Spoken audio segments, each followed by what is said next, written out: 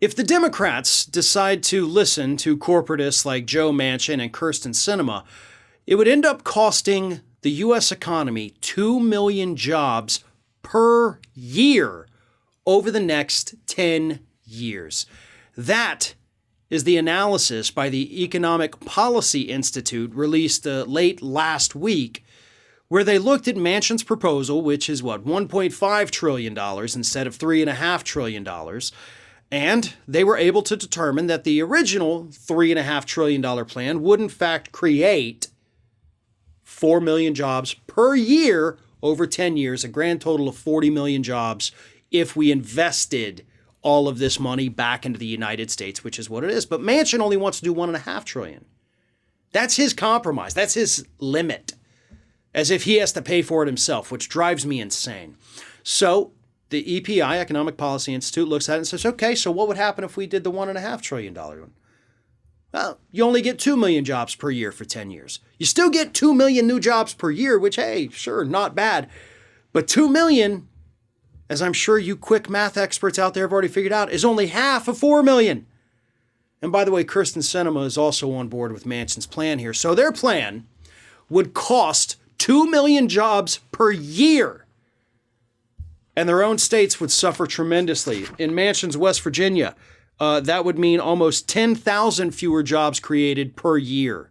In Arizona, Sinema's state, almost 36,000 new jobs per year would not materialize under this plan. So I ask you this, is it worth it, corporatists? Is it worth getting all that big pharma money?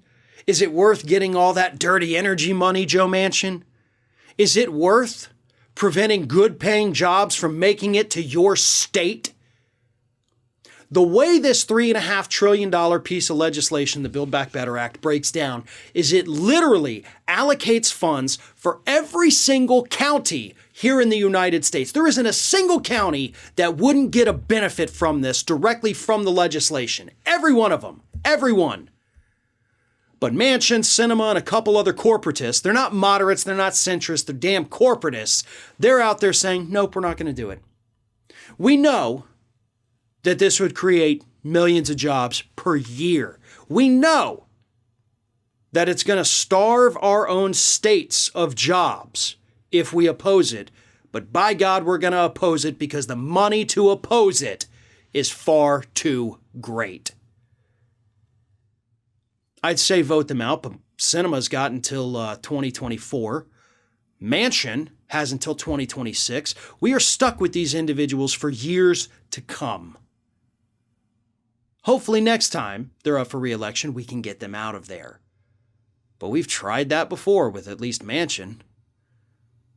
But there is no room for corporatists in Washington, D.C. I don't care which party they're from, Republican, Democrat.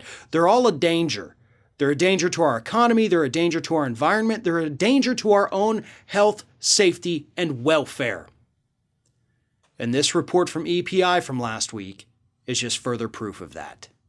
Ring of Fire has fresh content 7 days a week, so if you want to be reminded about it, don't forget to subscribe to the channel, hit the little bell to be notified every time a new video goes up.